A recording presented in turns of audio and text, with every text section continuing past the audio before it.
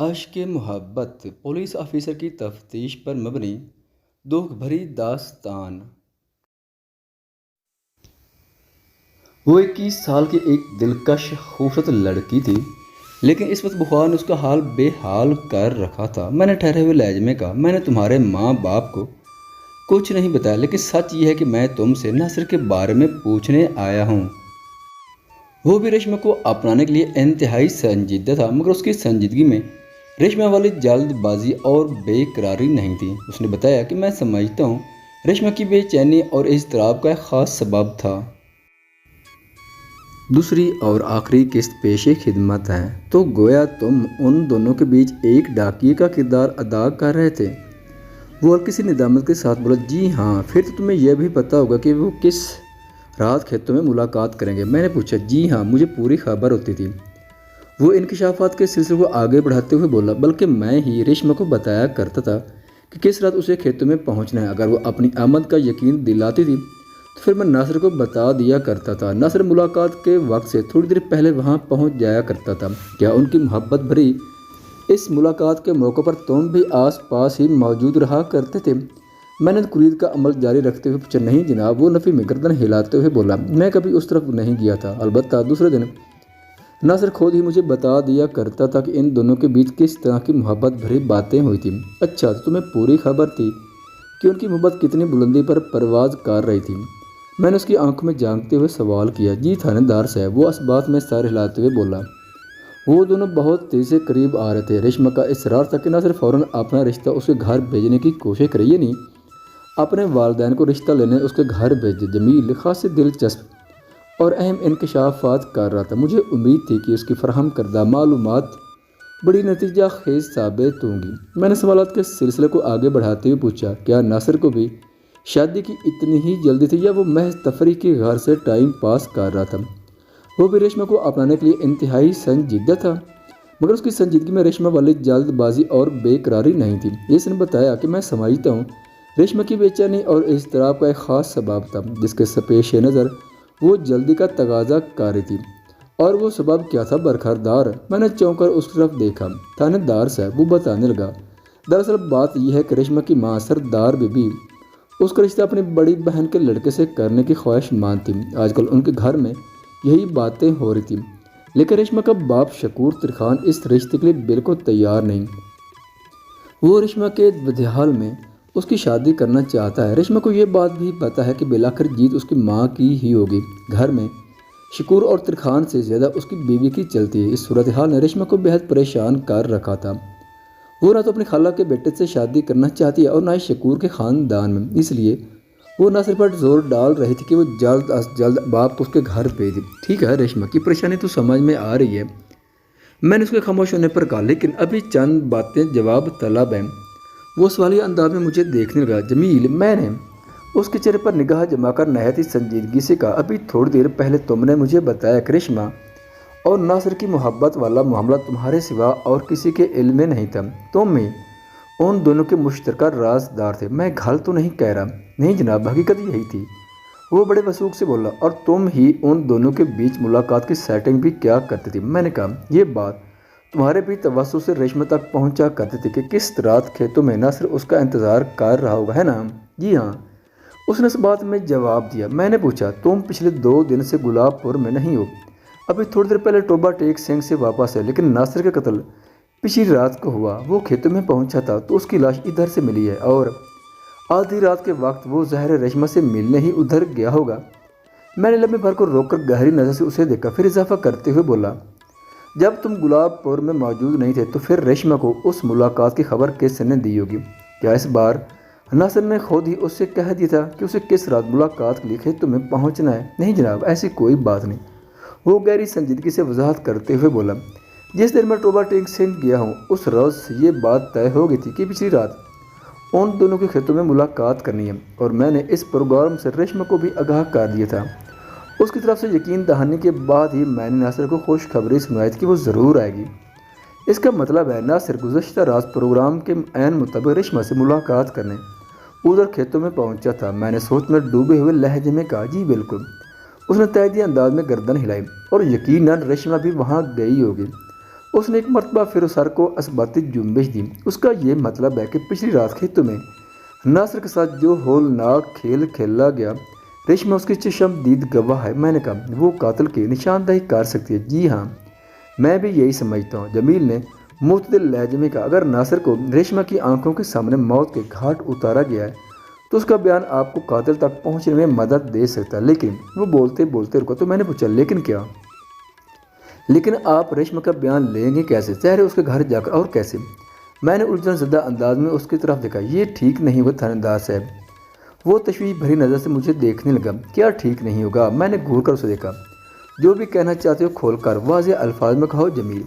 جناب آپ کی تفتیش کا دائرہ اس کے گھر تک پہنچے گا تو ان کی محبت کی کہانی بھی ڈھکی چھپی نہیں رہ سکے گی۔ وہ متذبذب لہجے میں بولا، میں نہیں چاہتا یہ معاملہ کھول کر گاؤں والوں کے سامنے آئے۔ ناصر تو آپ اس دنیا میں باقی نہیں رہا، خواہ مخواہ ریشمہ کی جگ ہنسائی ہوگی۔ ریشمہ کی جگ ہنسائی کی اہمیت کا تو تمہیں بہت احساس ہے۔ میں نے کہا دوست کے قاتل کی گرفتاری کا دھیان نہیں، مجھے دونوں معاملات کا ایک ہی جتنا خیال ہے جناب۔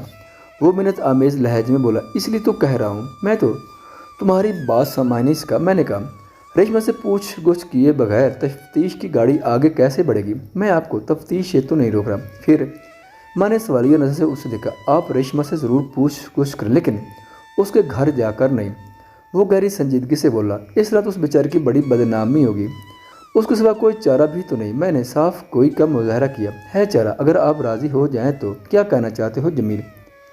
میں نے الجھن زدہ لہجے میں پوچھا۔ اگر آپ کی اجازت ہو تو میں اس سلسلے میں ریشمہ سے بات کرتا ہوں۔ وہ اپنے منصوبہ بندی سے مجھے آگاہ کرتے ہوئے بولا، وہ پچھلی رات والے واقعہ کے بارے میں جو بتائے گی وہ میں آپ کے سامنے پیش کر دوں گا۔ میں نے شک بھری نظر سے اس کی جانب دیکھا۔ مجھے ایسے محسوس ہوا جیسے وہ ریشمہ سے پوچھ گچھ کے حوالے سے مجھے بیچ میں سے ہٹانا چاہتا تھا۔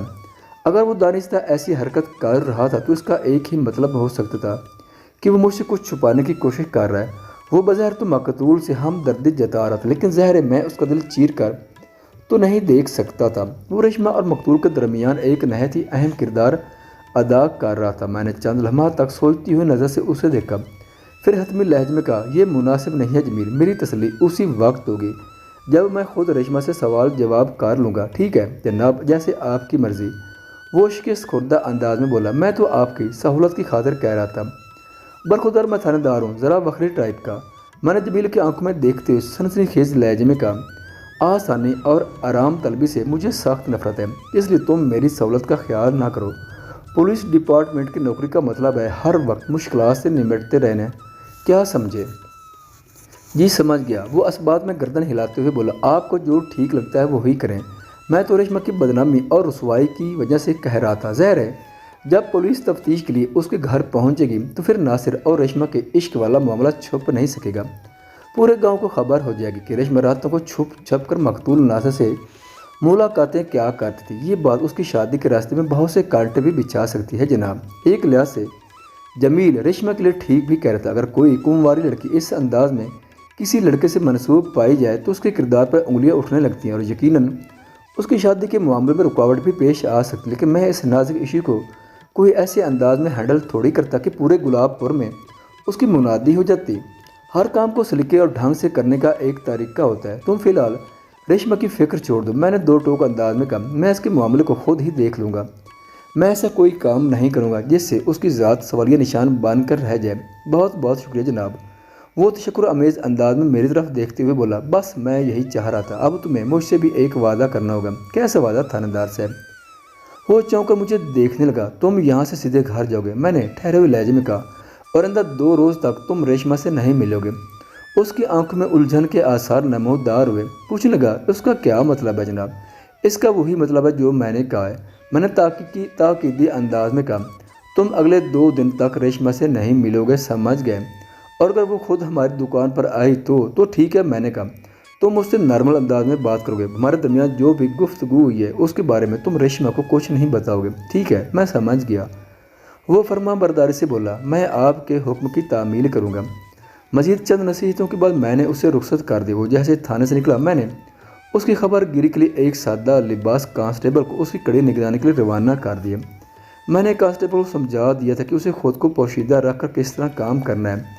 بظاہر جمیل کی نیت میں کوئی فتور نظر نہیں آتا، لیکن وہ بات کے نیت کا حال صرف خدا کو معلوم ہے۔ اگر جمیل کسی بھی حوالے سے ناصر کے قتل میں ملوث ہوتا یا اس واقعہ کے حوالے سے اس کے پاس کوئی ایسی معلومات ہوتی جو اس نے مجھ سے چھپانے کی کوشش کی تھی، تو شام سے پہلے اس کی چوری پکڑی جاننا تھی۔ اگر اس کے دل و دماغ میں کوئی گڑبڑ تھی تو وہ ریشمہ سے ملاقات کی ضرور کوشش کرتا۔ بہرحال جو بھی تھا وہ بہت جلد سامنے آنے والا تھا۔ میں نے آج ہی ریشمہ کے گھر جا کر اس سے پوچھ گچھ کا فیصلہ کر لیا تھا، اور وہ اس طرح کہ گاؤں والوں کو میرے حوالے سے کوئی ایسا شک نہ ہو کہ میں خاص طور پر ریشمہ کو ٹارگٹ کر کے وہاں پہنچا ہوں۔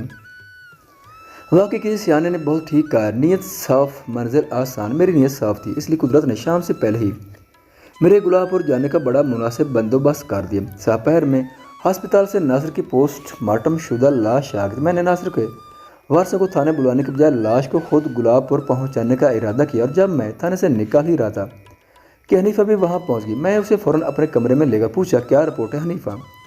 وہ جو میں نے اڑتی بتائی تھی وہ بات 100% سچ ہے ملک صاحب، وہ گہری سنجیدگی سے بولے۔ ریشمہ اور ناصر کے درمیان عشق پیچا چل رہا تھا۔ ٹھیک ہے، تم نے تصدیق کر دی ہے تو میں بھی مطمئن ہو گیا۔ میں نے اس کی آنکھوں میں دیکھتے ہوئے کہا، میرے لائق اور کوئی خدمت فی الحال نہیں، میں پھر کبھی حاضری دوں ملک صاحب۔ وہ امید بھری نظروں سے مجھے تکنے لگی۔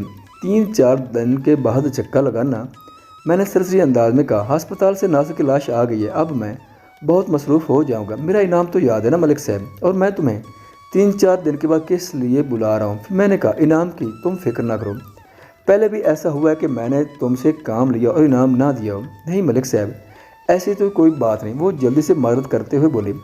میں نے تو بس آپ کو یاد دلا رہی تھی۔ تھوڑی دیر کے بعد وہ مجھے سلام کر کے واپس چلے گئی۔ پوسٹ مارٹم کی ابتدائی رپورٹ کے مطابق مقتول ناصر کی موت 25 مئی کی رات کو ہوئی تھی۔ موت کا وقت رات 11 سے 1 بجے کے درمیان بتایا گیا۔ اس کے جسم متعدد زخم پائے گئے تھے جو تیز دھار آلات کے ذریعے لگائے گئے تھے۔ زخموں کی تفصیل معائنے سے یہ بات بھی سامنے آئی تھی کہ حملہ آور 2 سے زیادہ تھے، اور انہوں نے کھنجروں اور تیز دھار چھریوں کی مدد سے مقتول کو لہولوان کر دیے تھے۔ سب سے زیادہ کاریگر اس کے پیٹ اور سینے پر کیے گئے تھے۔ سینے کے خطرناک زخموں ہی نے ناصر کو موت کے منہ میں دھکیل دیا تھا۔ میرا یہ اندازہ 100% درست نکلا کہ ناصر کو موت کے گھاٹ اتارنے والے حملہ آور 1 سے زیادہ افراد تھے جو ناصر کے لیے اپنے دل و دماغ میں شدید ترین نفرت رکھتے تھے، اور یہ بات ہی پکی تھی کہ قاتل ریشمہ اور ناصر کی شبینہ مصروفیات سے بھی بخوبی آگاہ ہے۔ گویا یہ سیدھا زن زر زمین کے مثلث کا ایک زاویہ تھی۔ زن تھا، صحیح صورت کیا تھی؟ اس راز سے تو ریشمہ ہی پردہ اٹھا سکتی تھی۔ میں اس وقت ریشمہ کے گھر ہی میں بیٹھا ہوا تھا جب ناصر کی لاش اس کے ورثاء کے حوالے کرنے گلاب پور پہنچا تھا تو بشیر لوہار کے گھر کے سامنے بہت سے لوگ جمع ہو گئے تھے۔ بعض عمر رسیدہ افراد مجھ سے یہ جاننے کی کوشش میں بھی تھی کہ ناصر کے قاتل کا کچھ پتہ چلا یا نہیں۔ میں نے سب کو موقع محال کی مناسبت سے تسلی بخش جواب دے دیا تھا۔ اس جم گھٹے میں ریشمہ کے باپ شکور ترکھان بھی موجود تھا۔ میں شکور ترکھان کو چپکے سے ایک طرف لے گیا اور گہری سنجیدگی سے کہا، شکورہ، میں قتل کی اس واردات کے سلسلے تم سے بھی تھوڑی پوچھ گچھ کرنا چاہتا ہوں۔ مجھ سے وہ حیرت بھرے لہجے میں بولا، جیسے توقع نہ ہو کہ میں اسے بھی کچھ پوچھ سکتا ہوں۔ کیا تم بھی چاہتے ہو کہ میں جلد از جلد ناصر کے قاتل کو گرفتار کر کے عبرتناک سزا دلواؤں؟ میں نے اس کے سوال کو نظر انداز کر کے کہا، جی تھانیدار صاحب۔ وہ اس بات میں گردن ہلاتے ہوئے بولا، اس گاؤں کا بچہ ہی چاہتا ہے۔ ناصر تو گلاب پور کی عزت و آبرو تھا۔ میں نے دل میں کہا، تمہیں کیا پتا کہ گلاب پور کی عزت و آبرو تمہاری عزت و آبرو کے ساتھ کون سا کھیل کھیل رہا تھا؟ پھر زبان سے کہا، بس تو پھر تمہیں میرے سوالات کے جواب دینے پر کوئی اعتراض نہیں ہونا چاہیے۔ میں تو فرد سفری سے پوچھ گچھ کر رہا ہوں، یہ میری ڈیوٹی اور تفتیش کا حصہ۔ شکور ترکھان کی باتوں سے مجھے یہ تو اندازہ ہو گیا تھا کہ وہ اپنی بیٹی اور مقتول کے باہمی تعلقات سے آشنا نہیں تھا۔ ان دونوں نے محبت کی پنگیں اس احتیاط کے ساتھ بڑھا رکھی تھیں کہ ہمہ شماتوں کیا خاص کو بھی اس کی کانوں کان خبر نہیں تھی، ورنہ کہیں سے تو آواز نکلتی۔ میں نے ادھر ادھر نگاہ دوڑانے کے بعد کہا، شکور، یہاں کھڑے ہو کر بات کرنا مناسب نہیں ہوگا، کیوں نہ تمہارے گھر میں آرام سے بیٹھ کر اس موضوع پر گفتگو کریں؟ ٹھیک ہے جناب، وہ تائیدی انداز میں گردن ہلاتے ہوئے بولا، آپ آئیں میرے ساتھ۔ میں خاموشی سے اس کے ساتھ چل پڑا اور اس وقت اس کے گھر کی بیٹھک میں بیٹھا ہوا تھا۔ شکور ترکھان کی 2 اولاد، ایک بیٹی ریشم عرف ریشمہ اور اس کا چھوٹا بھائی شاہد جو ابھی 12 سال کا تھا اور اس وقت گھر سے باہر اپنے دوستوں کے ساتھ کھیل کود میں مصروف تھا۔ تھوڑی دیر میں شکور کی بیوی سردار بی بی بھی چائے کی ٹرے اٹھائے بیٹھک میں آ گئی اور وہیں میرے سامنے جم کر بیٹھ گئی۔ شکور ترکھان نے بڑے احترام سے کہا، تھانیدار صاحب، آپ چائے لیں اور مجھ سے سوال بھی کرتے جائیں۔ سردار بیبی بھی ادھر بیٹھی ہے، اس سے بھی جو پوچھنا ہو پوچھ لیں۔ آپ کی بیٹی ریشما کہاں ہے؟ میں نے ٹھہرے ہوئے لہجے میں پوچھا۔ سردار بیبی نے بتایا، وہ گھر میں ہی جناب، کل سے اسے بخار چڑھا ہوا ہے، حکیم جی سے دوا بھی لا کر دی ہے لیکن کوئی خاص فرق نہیں پڑا۔ بخار تھوڑی دیر کے لیے کام ہوتا ہے پھر پھونک کر چڑھ جاتا ہے۔ ریشما کا بخار حکیم کی دوا سے ٹھیک نہیں ہوگا سردار بیبی، میں نے معنی خیز انداز میں کہا۔ یہ آپ کیا کہہ رہے ہیں تھانے دار صاحب؟ شکور نے عجیب سی نظر سے مجھے دیکھا۔ میں سچ کہہ رہا ہوں شکور، میں نے ایک ایک لفظ پر زور دیتے ہوئے کہا۔ ریشما کو عشق کا بخار چڑھا ہوا ہے، ناصر کی علامناک موت نے اس کے دل و دماغ کو جھنجھوڑ کر رکھ دیا۔ میرے اس انکشاف پر دونوں میاں بیوی نے الجھن زدہ نظروں سے ایک دوسرے کو دیکھا، پھر بیک زبان ہو کر بولے، ہماری تو کوئی سمجھ میں نہیں آ رہا۔ میں سمجھاتا ہوں، میں نے رسانیت بھرے انداز میں کہا، میری باتوں کو غور سے اور ٹھنڈے دل و دماغ سے سننا۔ میں آپ لوگوں کو کوئی فرضی کہانی نہیں سنانے لگا، یہ ایک تلخ حقیقت ہے۔ میں پوری تفتیش کے بعد ہی ذمہ داری کے ساتھ یہ سب آپ کو بتا رہا ہوں۔ وہ حیرت اور پریشانی کے ملے جلے تاثرات کے ساتھ آنکھیں پھڑے مجھے تکنے لگے۔ میں نے نہایت ہی مختصر مگر جامع اور مؤثر الفاظ میں انہیں صورتحال سے آگاہ کر دیا اور آخر میں شکور ترکھان کی طرف دیکھتے ہوئے کہا، میں دراصل تم سے نہیں بلکہ تمہاری بیٹی سے پوچھ گچھ کرنے کے لیے یہاں آیا ہوں۔ مجھے امید ہے ریشما ناصر کے قاتل تک میری رہنمائی کر سکتی ہے، مجھے تو بالکل بھی یقین نہیں آ رہا۔ سردار بیبی پریشانی کے عالم میں بولی۔ شکور میری بات سن کر کسی گہری سوچ میں غرق ہو گیا۔ میں نے تسلی آمیز لہجے میں کہا، پریشان یا فکر مند ہونے کی کوئی ضرورت نہیں، یہ معاملہ اسی گھر کی چار دیواری کے اندر رہ گیا۔ ریشما میری بیٹی کی طرح، میں جانتا ہوں اس نے کوئی گناہ نہیں کیا، ناصر کی موت میں اس کا کوئی ہاتھ نہیں۔ آپ اسے یہاں بلائیں یا مجھے اس کے پاس لے جائیں، میں آپ لوگوں کے سامنے اس سے چند سوالات کروں گا اور خاموشی سے واپس چلا جاؤں گا۔ میں اگر چاہتا تو زبردستی بھی اپنا مقصد حاصل کر سکتا تھا۔ میں اس علاقے کا تھانے دار تھا، کسی میں میرے سامنے دم مارنے کی مجال نہیں تھی، لیکن میں تھانے دار ہونے کے ساتھ ہی ایک عزت دار انسان بھی تھا اور دوسروں کی عزت کا بھی احساس تھا میرے دل میں۔ مجھے اچھی طرح اندازہ ہو گیا تھا کہ ناصر اور ریشما والے معاملے سے اس کے ماں باپ واقف نہیں تھے اور میری زبان نے یہ احوال سننے کے بعد وہ دونوں گویا زمین میں گڑے جا رہے تھے۔ میں وہاں انہیں ذلیل کرنے نہیں آیا تھا، لہذا مجھے ایسا کوئی کام نہیں کرنا تھا جس سے ان کی عزت کا جنازہ نکل جائے۔ بادل نخستہ مجھے گھر کے اندرونی حصے میں ریشما کے پاس پہنچا دیا گیا۔ ہمارے درمیان یہ طے ہو گیا تھا کہ پوچھ گچھ کے دوران وہ لوگ ریشما کے قریب نہیں بیٹھے بلکہ دروازے کے پیچھے کھڑے ہو کر ہمارے درمیان ہونے والی گفتگو سنتے رہیں گے۔ یہ احتیاط اس لیے برتی گئی تھی کہ کچھ کے بعد ازاں ریشما کو اپنے والدین کے نگاہوں کا سامنا کرتے ہوئے شرمندگی کا احساس نہ ہو۔ میں نے شکور ترکھان اور اس کی بیوی کو اس بات کا پابند بنا دیا تھا کہ وہ میرے جانے کے بعد ریشما سے کسی نوعیت کی باز پرس نہیں کریں گے بلکہ اس قصے کو بھول ہی جائیں گے۔ اسی میں ان کی بھلائی تھی۔ وہ اس بات کے لیے تہہ دل سے میرے شکر گزار تھے کہ میں نے انہیں اعتماد میں لے کر ان کا مان رکھا تھا۔ جب وہ مجھے ریشما کے پاس پہنچا کر واپس چلے گئے تو میں نے ہمدردی بھری لہجے میں کہا، ریشما میں خاص مقصد سے تمہارے پاس آیا ہوں۔ اس نے اپنی موٹی موٹی آنکھوں سے مجھے دیکھا لیکن منہ سے کچھ نہیں بولی۔ وہ 21 سال کی ایک دلکش خوبصورت لڑکی تھی لیکن اس وقت بخار نے اس کا حال بے حال کر رکھا تھا۔ میں نے ٹھہرے ہوئے لہجے میں کہا، میں نے تمہارے ماں باپ کو کچھ نہیں بتایا لیکن سچ یہ ہے کہ میں تم سے ناصر کے بارے میں پوچھنے آیا ہوں۔ ناصر کے ذکر پر وہ چونک کر مجھے دیکھنے لگی، اس کی کمول کٹورا آنکھوں میں نمی اتر آئی۔ وہ بھیگی ہوئی آواز میں بولے، کیا پوچھنا چاہتے ہیں؟ میں نے اس کی سہولت کی غرض سے کہا، چونکنے اور پریشان ہونے کی بالکل ضرورت نہیں، میں تمہارے اور ناصر کے معاملے سے پوری طرح واقف ہو چکا ہوں۔ جمیل نے مجھے سب کچھ کھول کر بتا دیا ہے۔ میں جلد از جلد ناصر کے قاتل کو گرفتار کر کے کڑی سزا دلوانا چاہتا ہوں اور قاتل تک تو مجھے پہنچا سکتی ہوں۔ میں وہ کیسے جی؟ وہ قدر سنبھلے ہوئے انداز میں بولے، یہ جان کر کہ میں اس کی لو اسٹوری سے واقف ہو چکا ہوں۔ اس نے مزاحمت کے سارے ہتھیار پھینک دیے تھے اور یہ دیکھ کر مجھے خوشی ہوئی کہ وہ میری توقع سے زیادہ تعاون پر آمادہ نظر آئی۔ وقوع کی رات تم ناصر سے ملنے کھیتوں میں گئی تھی۔ میں نے نرم لہجے میں کہا، تمہیں پتہ ہونا چاہیے کہ ناصر پر کن لوگوں نے حملہ کیا تھا۔ میں اس رات ناصر سے ملنے نہیں گئی تھی۔ وہ مضبوط لہجے میں بولی۔ اس کی آواز میں شامل اعتماد نے مجھے یقین دلا دیا کہ وہ غلط بیانی سے کام نہیں لے رہی تھی، لیکن تصدیق پھر بھی ضروری تھی۔ میں نے کہا، جمیل نے مجھے بتایا کہ اس رات تم دونوں کی ملاقات کا پکا پروگرام تھا۔ یہ بات اس سے بھی ثابت ہوتی ہے کہ ناصر وہاں پہنچا تھا۔ یہی بات میری سمجھ میں نہیں آ رہی کہ ناصر وہاں کیوں گیا تھا۔ وہ الجھے ہوئے انداز میں بولے، جبکہ اس نے خود ہی پروگرام کینسل کیا تھا۔ پروگرام کینسل کیا تھا؟ میں چونک اٹھا، یہ تم کیا کہہ رہی ہو؟ میں بالکل سچ کہہ رہی ہوں تھانے دار صاحب، وہ سپاٹ آواز میں بولے، مجھے کچھ پتہ نہیں ناصر پروگرام کینسل کرنے کے بعد خود وہاں کیوں گیا تھا۔ کل سے یہی سوچ کے میرا دماغ پھٹا جا رہا ہے۔ ایک منٹ، ان لمحات میں میرا ذہن برق رفتاری سے کام کر رہا تھا۔ تم دونوں کے بیچ رابطے کے ذریعے جمیل ہی تھا نا؟ جی ہاں، اس نے اس بات میں جواب دیا، لیکن جمیل تو پچھلے 2 دن سے گلاب پور میں موجود ہی نہیں تھا۔ میں نے اس کی آنکھوں میں دیکھتے ہوئے پوچھا، پھر پروگرام کینسل کرنے والی بات تمہیں کس نے بتائی؟ امتیاز نے ٹھہرے ہوئے لہجے میں بولی، کون امتیاز؟ میں نے تیز آواز میں پوچھا۔ امتیاز چاچا مقبول کا لڑکا ہے جی، اس نے جواب دیا۔ کیا امتیاز کو بھی تم دونوں کے چکر کی خبر تھی؟ نہیں جی، وہ تو بیچارہ بچہ ہے، ریشما نے بتایا۔ امتیاز کی عمر 8-9 سال ہوگی، ادھر ہمارے پڑوس ہی میں رہتا ہے۔ امتیاز کی عمر 8-9 سال ہوگی، ہم ادھر ہمارے پڑوس ہی میں رہتا ہے؟ اور میں نے گہری سانس کھانے کی اور پوچھا، امتیاز نے تم سے کیا کہا؟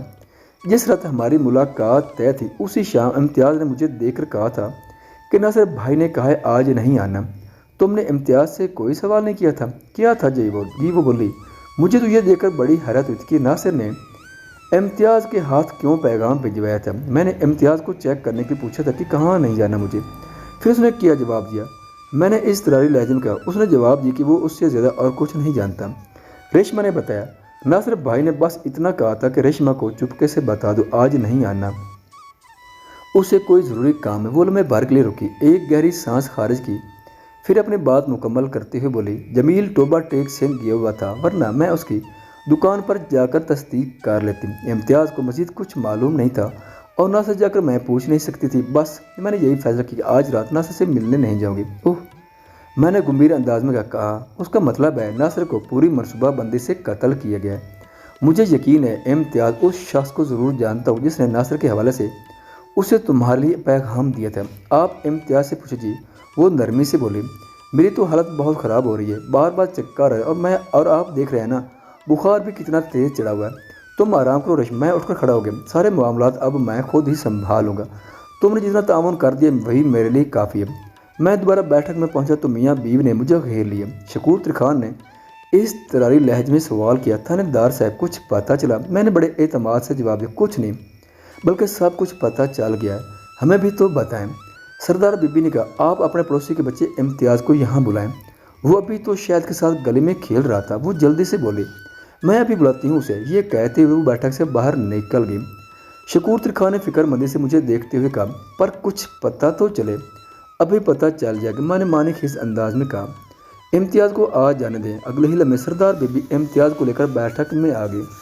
امتیاز کی عمر لگ بھگ 8 سال رہی ہوگی، وہ ایک معصوم اور بھولا بھالا بچہ تھا۔ میں نے پیار سے اسے اپنے پاس بلایا اور سر پر ہاتھ پھیرنے کے بعد پوچھا، بیٹا تمہارا نام کیا ہے؟ اس نے جواب دیا، امتیاز۔ جانتے ہو میں کون؟ آپ پولیس ہو؟ وہ بڑے غور سے مجھے دیکھتے ہوئے بولا۔ امتیاز خاصا سمجھدار بچہ ثابت ہو رہا تھا۔ میں نے نرم لہجے میں سوال و جواب کا سلسلہ جاری رکھا، تمہیں پتہ ہے پولیس کیا کرتی ہے؟ پولیس سب لوگوں کو پکڑ کر تھانے میں بند کرتی ہے۔ وہ بڑے اعتماد سے بولا، سب لوگوں کو نہیں، میں نے کہا صرف ان کو جو گندے ہوتے ہیں۔ تمہیں پتہ ہے نا گندے لوگ کون ہوتے ہیں؟ وہ جو جھوٹ بولتے ہیں، وہ گندے بچے ہوتے ہیں۔ وہ معصومی سے بولا، اور جو گالیاں دیتے ہیں وہ بھی گندے بچے ہوتے ہیں۔ شاباش، میں نے اس کی پیٹھ سہلاتے ہوئے پوچھا، امتیاز بیٹا صحیح سے بتاؤ تم گندے بچے ہو یا اچھے بچے؟ میں اچھا بچہ ہوں جی، وہ بڑے فخر سے بولا، میں کسی کو بھی گالیاں نہیں دیتا اور تم جھوٹ بھی نہیں بولتی ہو نا؟ اس نے اس بات میں گردن ہلا دی، پرسوں شام کو تم نے ریشما باجی سے کہا تھا نا کہ ناصر بھائی نے کہا ہے آج نہیں آنا۔ میں نے اس کی آنکھوں میں دیکھتے ہوئے پوچھا، ایسا ہوا تھا نا؟ جی ہوا تھا، اس نے اس بات میں جواب دیا۔ تم بہت اچھے بچے ہو امتیاز، میں نے سراہنے والے انداز میں اس کی طرف کہا، میں تمہیں بہت ٹافیاں دوں گا۔ اب یہ بھی بتا دو کہ تم نے ریشما باجی کو کہاں جانے سے منع کیا تھا؟ یہ تو مجھے پتہ نہیں جی، وہ بڑی معصومی سے بولا۔ آپ کو یقین ہے تو میں رب کی قسم کھاتا ہوں۔ نہیں بیٹا، قسم کھانے کی ضرورت نہیں ہے، مجھے تم پر بھروسہ ہے، میں نے دوستانہ انداز میں کہا۔ تم نے تو ریشما باجی سے وہی کہا جو ناصر بھائی نے تم سے کہا تھا؟ نہیں جی، وہ الجھا زدہ نظر سے تکنے گیا۔ میں نے پوچھا، کیا نہیں؟ یہ بات مجھ سے ناصر بھائی نے نہیں کہی تھی، اس نے جواب دیا۔ پھر کس نے کہی تھی؟ میں نے حیرت بھرا لہجے میں سوال کیا۔ حیدر بھائی نے؟ تمہارا مطلب ہے حیدر بھائی؟ میں نے سر سراتی ہوئی آواز میں استفسار کیا۔ زلیخا بیبی کے بیٹے حیدر نے؟ جی وہی حیدر بھائی، وہ جلدی سے بولا۔ حیدر علی کے گھر گلاب پور ہی میں واقع تھا، لہٰذا وہاں تک رسائی حاصل کرنے میں مجھے کسی دقت کا سامنا نہیں کرنا پڑا۔ حیدر علی سردار بی بی کی بڑی بہن زلیخا بی بی کا بیٹا یعنی ریشما کا کزن تھا۔ میری معلومات کے مطابق سردار بی بی اپنی بیٹی کا رشتہ حیدر علی سے کرنے کی خواہش رکھتی تھی، اور یہ بھی سننے میں آیا تھا کہ حیدر علی کا دعویٰ ہے کہ ریشما اس کی بچپن کی مانگ ہے۔ اس تناظروں میں یہ سمجھنا کوئی راکٹ سائنس نہیں تھا کہ جب حیدر علی کو ریشما اور ناصر کے تعلقات کا پتہ چلا ہوگا تو اس نے آپ نے رقیب کو راستے سے ہٹانے کی کوشش کی ہوگی۔ ان حالات میں نظر یہی آ رہا تھا کہ یہ کیس حل ہو چکا۔ حیدر علی میرے ہتھے چڑھے گا اور میں ڈرا دھمکا کر یا تھوڑی بہت تفتیش کرنے کے بعد اس کی زبان کھلوانے میں کامیاب ہو جاؤں گا، لیکن ایسا ہوا نہیں۔ جب میں زلیخا کے گھر پہنچا تو پتہ چلا حیدر علی وہاں موجود نہیں ہے۔ زلیخا بی بی نے بتایا کہ تھوڑی دیر پہلے وہ گھر ہی میں تھا۔ میں نے اس سے سوال کیا، گھر میں تھا تو اب کہاں ہے؟ جی وہ پریشان ہو کے بولی، مجھے تو کچھ بتایا نہیں۔ ایک لمحے کو روک کر اس نے پوچھا، پر بات کیا جی؟ آپ حیدر علی کو کیوں ڈھونڈ رہے ہیں؟ اس کو تشویش بھی تھی، پولیس کسی کے دروازے تک چلی جائے اور اس کے گھر کے کسی مکین کے بارے میں پوچھ گچھ کرے تو اہل خانہ کا فکر مند ہو جانا عین فطری بات ہے۔ میں زلیخا کو اندھیرے میں نہیں رکھنا چاہتا تھا، لہذا نہایت ہی ٹھہرے ہوئے لہجے میں کہا، تمہیں یہ تو پتہ ہے گلاب پور میں ایک گبھرو نوجوان قتل ہو گیا۔ بات ختم کر کے میں نے اس کی آنکھ میں جھانکا۔ جی؟ وہ جلدی سے اس بات میں گردن ہلاتے ہوئے بولی، بشیر لوہار کے جوان جہان بیٹے ناصر کو کسی ظالم نے بڑی بے دردی سے قتل کر دیا۔ کسی نے نہیں، کسی خاص بندے نے۔ میں نے اس کی آنکھوں میں بہت دور تک دیکھتے ہوئے کہا، خاص بندے نے؟ کون خاص بندہ؟ وہ بکھری ہوئی آواز میں بولے، جس کی تلاش مجھے تمہارے گھر تک لے آئی ہے۔ مانے خیز انداز میں کہا، تمہارا لاڈلا بیٹا حیدر علی۔ اوہ! وہ ایک سراسیمہ سانس خارج کرتے ہوئے بولے، میرا بیٹا قتل نہیں کر سکتا، آپ کو کوئی غلط فہمی ہوئی ہے۔ ہر ماں باپ کا یہی خیال ہوتا ہے کہ ان کا بیٹا بہت معصوم ہے۔ میں نے ایک ایک لفظ پر زور دیتے ہوئے کہا، وہ گھر سے سیدھا مسجد جاتا ہے اور مسجد سے گھر، لیکن جب پولیس کسی ایسے جربی کے ساتھ سیدھے بندے کی تفتیش کی چکی میں ڈالتی ہے تو پھر دودھ کا دودھ اور پانی کا پانی ایک دم الگ ہو جاتا ہے۔ میں پکے ثبوت کے ساتھ یہاں آیا ہوں۔ کون سا ثبوت؟ وہ کمزور آواز میں بولی، ثبوت حیدر کی زبان ہی سے تمہیں سنا ہوگا۔ میں نے زومینی انداز میں کہا، ذرا میرے ہاتھ تو لگ جائے۔ پتہ نہیں آپ کس قسم کی باتیں کر رہے ہیں تھانے دار صاحب، وہ مرجع سی آواز میں بولی، میرے تو کچھ بھی پلے نہیں پڑ رہا۔ میں دانستہ کھول کر ریشمہ اور امتیاز کا نام نہیں لے رہا تھا۔ میں نہیں چاہتا تھا کہ ریشمہ کی محبت گلاب پور کی گلی گلی کی فسانہ بن کر رہ جائے۔ ہاں، جب حیدر علی میرے ہتھے چڑھ جائے تو پھر اس سے کھول کر اس موضوع پر بات ہو سکتی تھی۔ میں نے حیدر علی کو اس کے گھر سے غائب پا کر پورے گلاب پور میں تلاش کرایا، مگر وہ کہیں سے بھی دستیاب نہ ہو سکا۔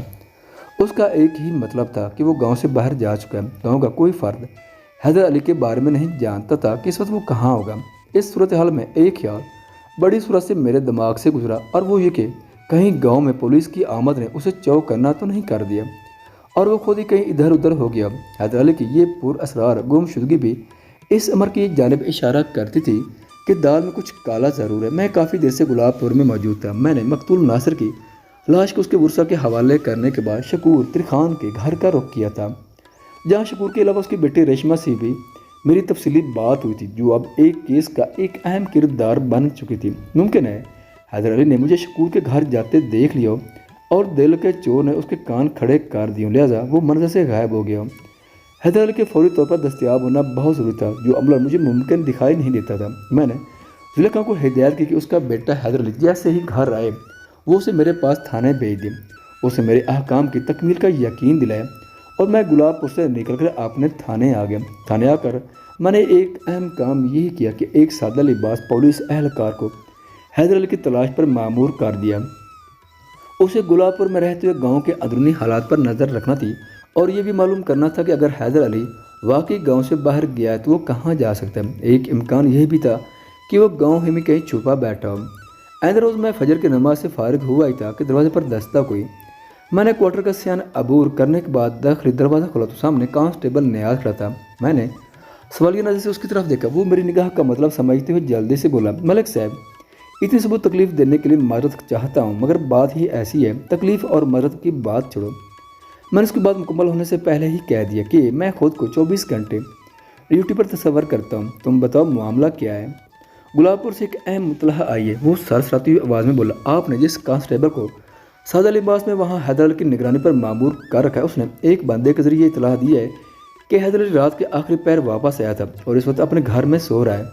یہ واقعی انکشاف انگیز اور اہم اطلاع تھی۔ میں نے کانسٹیبل نیاز کی آنکھوں میں دیکھتے ہوئے اس بات میں گردن ہلائی اور فیصلہ کن لہجے میں کہا، نیاز حوالدار بخش علی سے کہو کہ ابھی اور اسی وقت اطلاع کنندہ کے ساتھ گلاب پور روانہ ہو جائے اور پہلی فرصت میں حیدر علی کو گرفتار کر کے تھانے لے آئے۔ جو حکم ملک صاحب، اس نے مودبانہ انداز میں گردن جھکا کر کہا اور تھانے کے اندرونی حصے کی جانب قدم بڑھا دی۔ میں نے کوارٹر کا داخلی دروازہ بند کیا اور حیدر علی کے بارے میں سوچتے ہوئے ناشتے میں مصروف ہو گیا۔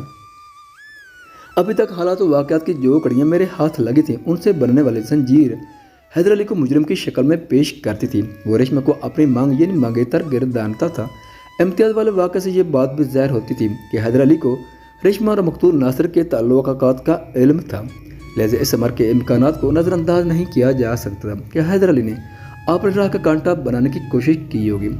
ناشتے کے بعد جب میں تیار ہو کر تھانے پہنچا تو سورج کافی اوپر تک اٹھ چکا تھا۔ آج گزشتہ چند روز کی بنسبت گرمی کی شدت میں کچھ کمی محسوس ہو رہی تھی، مگر اسے سہانا موسم نہیں کہا جا سکتا تھا۔ گرمی کم ہو یا زیادہ اس کا اپنا تکلیف دہ مزاج ہوتا ہے۔ کچھ ہی دیر کے بعد حوالدار بخش علی مطلوبہ شخص حیدر علی کو گرفتار کر کے تھانے لے آئے۔ حیدر علی کی نگرانی پر مامور سادہ لباس پولیس اہلکار تو ان کے ہمراہ تھا ہی، اس کے علاوہ بھی ایک شخصیت ان کے ساتھ، اور وہ تھی حیدر علی کی ماں Zulaikha be be, Sardar be be کی بڑی بہن۔ زلیخا اپنے بیٹے کی گرفتاری پر اچھا خاصا واویلا مچا رہی تھی، جس کی وجہ سے تھانے کا ماحول کسی مچھلی بازار کا منظر پیش کر رہا تھا۔ حیدر علی اصل مجرم تھا یا نہیں، اس بات کا حتمی فیصلہ تو تفتیش کے بعد ہی کیا جا سکتا تھا، لہذا موقع محل کے مطابق ایک ماں کے جذبات کی قدر اور احترام بھی واجب تھا۔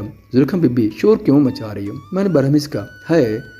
وہ عجیب سے دکھی لہجے میں بولی، آپ میرے جوان جہاں بیٹے کو گرفتار کر کے لائے اور میں فریاد بھی نہ کروں؟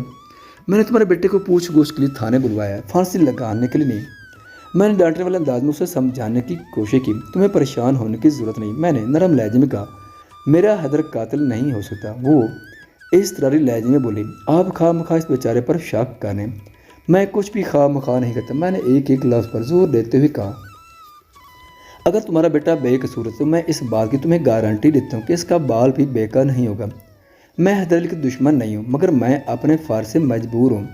قانون کے تقاضے پورے کرنا ضروری ہے۔ مجھے اندازہ نہیں کہ میری بات کس حد تک اس کی سمجھ میں آئی، تاہم میری تسلی نے کسی حد تک اسے مطمئن کر دیا۔ وہ بھرائی ہوئی آواز میں بولی، اللہ کرے گا میرا بیٹا بے گناہ ثابت ہوگا۔ میرا مشورہ ہے کہ تم واپس گلاب پور چلی جاؤ۔ میں نے معتدل انداز میں کہا کہ اگر حیدر علی بے قصور ہوا تو وہ آج کا سورج غروب ہونے سے پہلے ہی صحیح سلامت اپنے گھر پر تمہاری نظر کے سامنے موجود ہوگا۔ اس کا تھانے سے جانے کو جی تو نہیں چاہ رہا تھا، تاہم میرے سمجھانے بجھانے پر وہ گھر جانے کے لیے راضی ہوگی۔ میں نے حیدر علی کو اپنے کمرے میں طلب کر لیا۔ حوالدار بخش علی بھی اس کے ساتھ ہی تھا۔ حیدر علی میرے سامنے کھڑا ہو گیا تو میں کچھ لمحے کے لیے گہری نظر سے اس کے چہرے کا جائزہ لیتا رہا، پھر چبھتے ہوئے لہجے میں پوچھا، حیدر اس کمرے میں تمہاری زبان کھول جائے گی یا تمہیں ڈرائنگ روم کی سیر کرانا پڑے گی؟ اس کے چہرے پر ایک رنگ سا آ کر گزر گیا۔ میں نے واضح طور پر محسوس کیا کہ میرے سوال پر وہ اندر سے دہل کر رہ گیا تھا، تاہم خود کو مضبوط ظاہر کرنے کی ادا کردی کرتے ہوئے بولا، جی میں نے کیا کیا ہے کہ بچے؟ میں نے دھاڑ کر کہا، یہ بھی بتاؤ کہ تمہارے کالے کرتوت کیا ہیں؟ وہ سراسیمہ نظر سے مجھے تکنے لگا۔ میں نے کہا، تم نے ناصر کو قتل کیا؟ نہیں جی۔ وہ نفی میں گردن ہلاتے ہوئے بولا، میں نے کسی کو قتل نہیں کیا۔ پھر ناصر کا قاتل کون ہے؟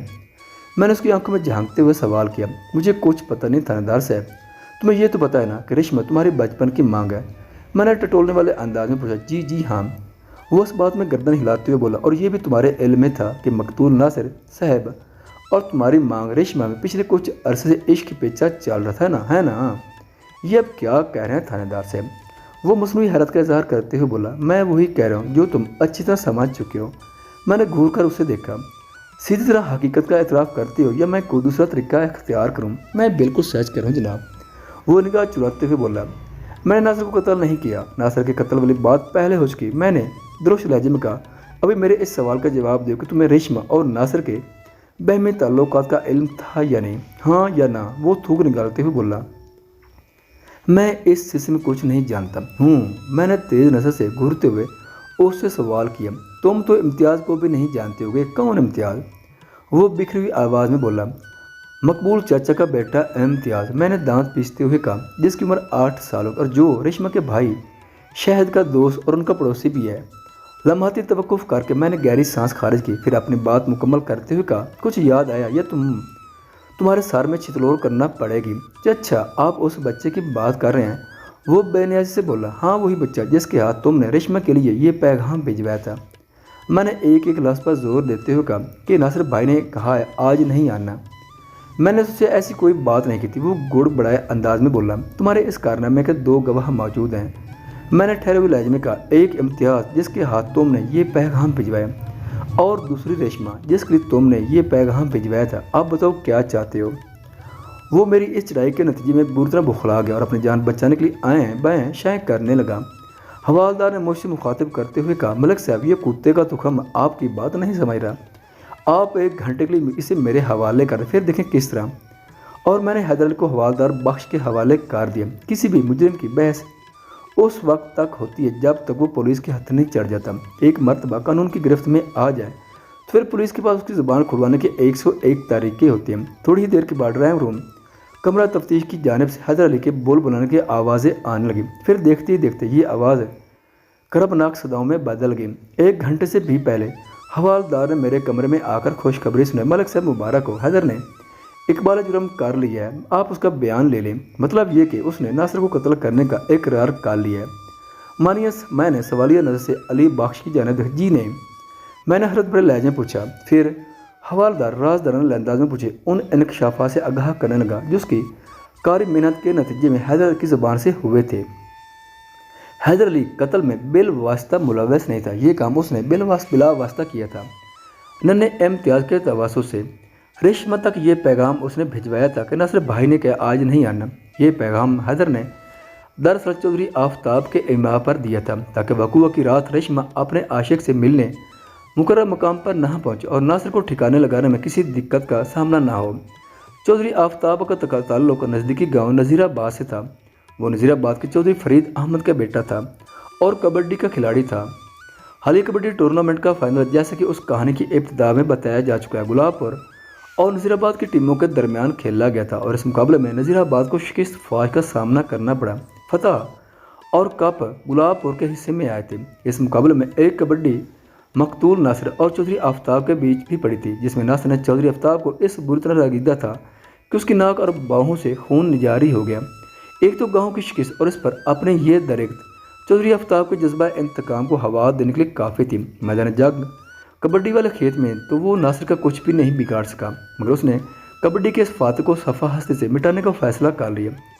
چودھری آفتاب کو اس حقیقت کا علم تھا کہ حیدر علی ریشمہ کو اپنے بچپن کی مانگ کہتا ہے۔ کسی طرح چودھری آفتاب نے یہ پتہ بھی چلا لیا کہ ان دنوں ناصر اور ریشمہ کے بیچ عشق محبت کے معاملات عروج پر ہیں، لہٰذا اس نے ایک تیر سے 2 شکار کرنے کا خطرناک منصوبہ بنا لیا۔ حیدر علی کو ریشمہ اور ناصر کے تعلقات کا شک تو تھا، لیکن جب چودھری آفتاب نے اس کی اس جانب خصوصی توجہ دلائی تو واپس سے باہر ہو گیا۔ چودھری نے اسے سمجھایا کہ آج جذبات میں آنے کے بجائے اگر سلیقے سے کام کیا جائے تو سانپ بھی مر جاتا اور لاٹھی بھی سلامت رہتی ہے۔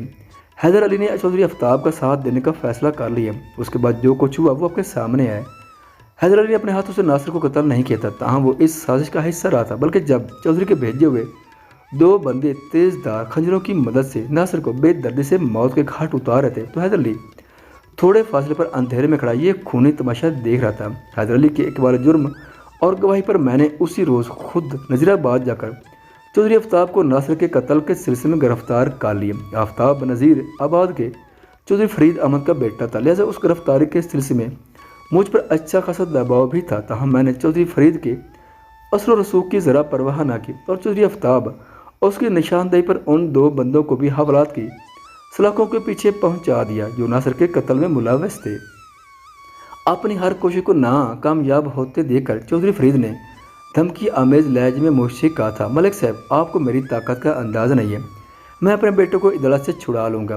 چودھری صاحب میں صرف خدا کی طاقت اور قانون کی بالادستی پر یقین رکھتا ہوں۔ میں نے چودھری کی آنکھوں میں دیکھتے ہوئے پورے اعتماد لہجے میں کہا، آپ نے جتنا زور لگانا ہے لگا لیں، انشاءاللہ آپ کا ہونہار لخت جگر عدالت سے سیدھا جیل جائے گا۔ میں نے حیدر علی چودھری آفتاب اور ناصر کے دونوں قاتلوں کے خلاف حتی الامکان سخت پرچہ کاٹوں نے عدالت کے حوالے کر دیا۔ دونوں قاتل چونکہ اپنے جرم کا اقرار کر چکے، لہٰذا ان کی باقی ماندہ زندگی تو جیل کی بلند و بالا پتھریلی دیواروں کے پیچھے گزرنا تھی۔ حیدر علی اور چودھری آفتاب کو بھی شریک جرم اور اس خطرناک سازش کا حصہ ہونے کے جرم میں اور کہیں نہیں بلکہ سیدھا جیل میں جانا تھا۔ جب میں ان چاروں مجرموں کو عدالت میں پیش کرنے لے جا رہا تھا تو میں نے دیکھا حیدر علی کی آنکھوں میں آنسو بھرے ہوئے تھے، یہ اشک ندامت تھے، لیکن اب اظہار ندامت کا وقت گزر چکا تھا۔ وقت گزر جانے کے بعد ہر قسم کا پچھتاوا اور پریشانی بے معنی ہو کر رہ جاتے ہیں۔ ریشمہ کو ناصر نہ مل سکا اور ادھر کو ریشمہ حاصل نہ ہوئی۔